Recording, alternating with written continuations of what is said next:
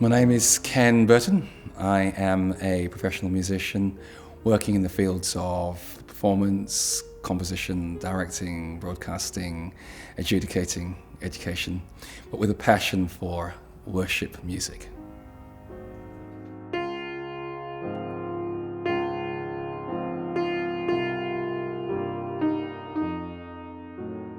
Music is, for me, my heartbeat, really. It's something that lifts me, that has the potential of changing my mood, changing my life. It's very powerful for putting a message across. And for me, it's a combination of the rhythms and the harmonies and the melodies and the textures and the different tones is really what makes a musical experience complete for me.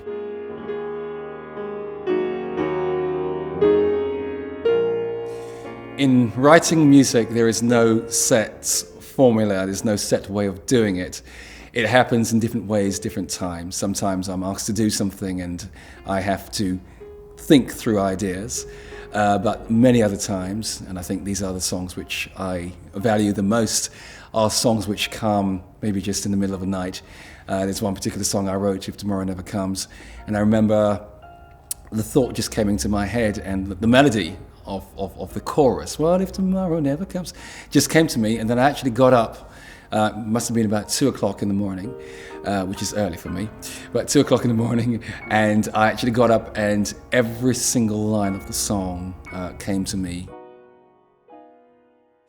The music which really speaks to my soul is music which has a very deep and personal message. I must feel that I am in touch with what the song is really trying to get across. I like music which takes me on a journey where I feel myself maybe going through the valley but then being lifted and ending up on the mountain top. I like music which has great harmonies, which has lovely atmospheres. That's important for me, that I'm actually drawn into the whole world of the soundscape of the music. That's very, very important for me. My earliest training in music, my earliest experiences in music were in the home. That's where I did my first performances, my first learning. I believe I was privileged to grow in a home which was a very strong Christian home. And growing up in a West Indian home, in West Indian culture, we sing a lot. Parents sing around the house. It's not something which is strange. And we used to sing every morning and every evening.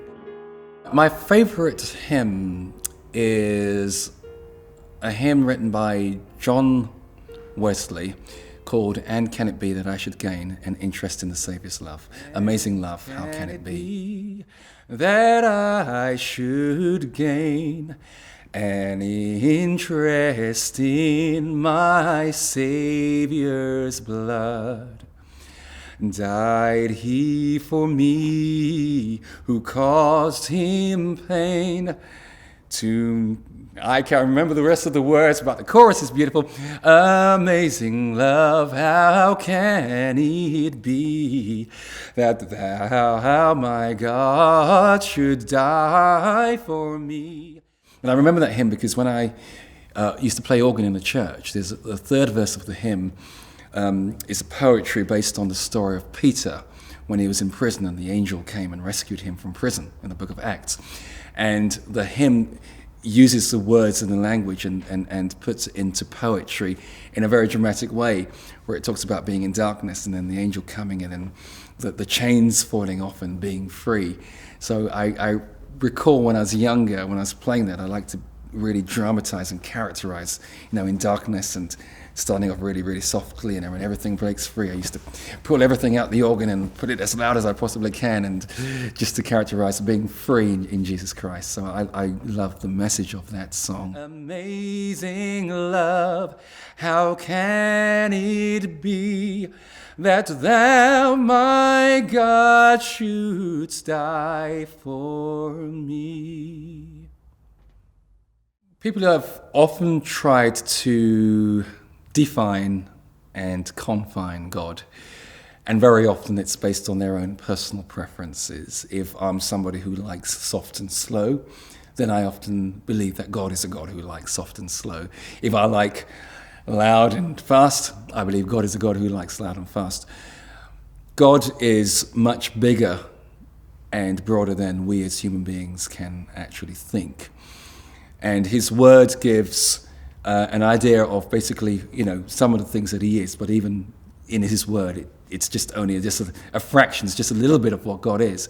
And it describes God as many things. God appeared to Elijah as a consuming fire, and then a few chapters we see that God appeared to Elijah in a very soft whisper. And in Revelation we hear that God's voice is like the seven thunders. Thunder is loud, but other times we see God in a gentle way. So God manifests himself in many different ways, and I think music can reflect that. Music can be soft, it can be slow, it can be loud, it can be fast, but all of that reflects, the character of God, because God is all those things and so much more.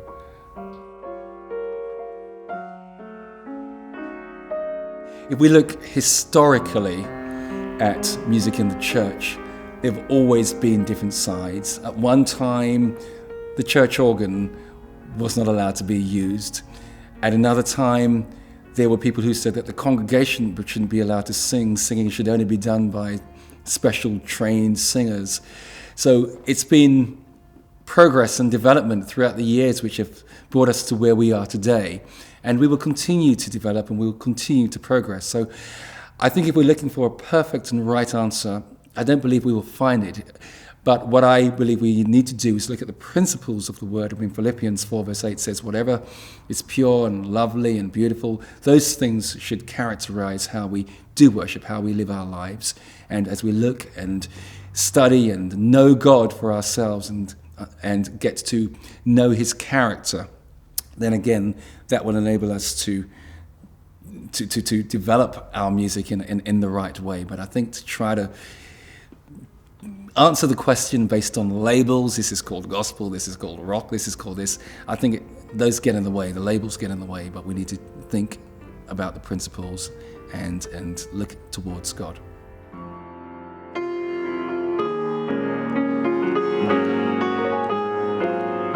What is worship all about? Well, every language has its own word which means worship, and I'm going to take the English word worship. Before it was worship, the actual word was worthship, and that meant how much worth do you give to something, how worthy is something. So when you're talking about worshiping God, you are asking the fundamental question, how much is God worth to you? What is he worth to you? And if you're really going to worship God, if God is worth something to you, you're going to give him your everything, give him your all. Use your whole being, your whole mind, your whole body, your whole soul in actually worshiping God. True worship, for me, is not about the action. Many people concentrate on worship being singing or the preaching or the reading of the word. Worship for me is not action, it is reaction. It is when you see God, when you know God, when you hear God, when you experience. When you've done that, what happens? We look at Isaiah chapter 6. Isaiah had a vision of God. He saw God first. When he saw God, he recognized his own unworthiness, his own self-worthlessness. And then when he humbled himself before God, an angel came and touched him. And then he became ready for action. And that's what worship is. We see God, and then we see ourselves against God's perfection, that we are sinners. But then God comes down and he touches us, and then we are ready to act. We are ready for action, ready to react to the way in which God has manifested, has showed himself to us.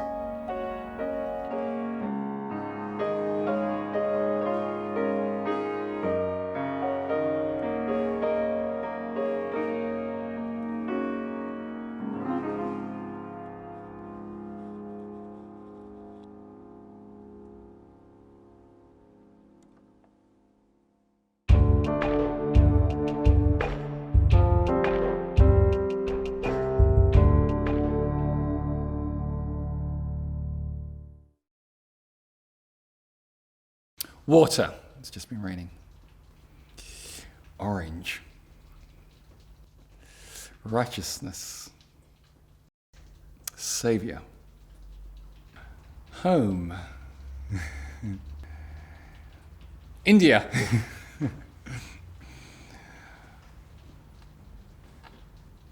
Picture.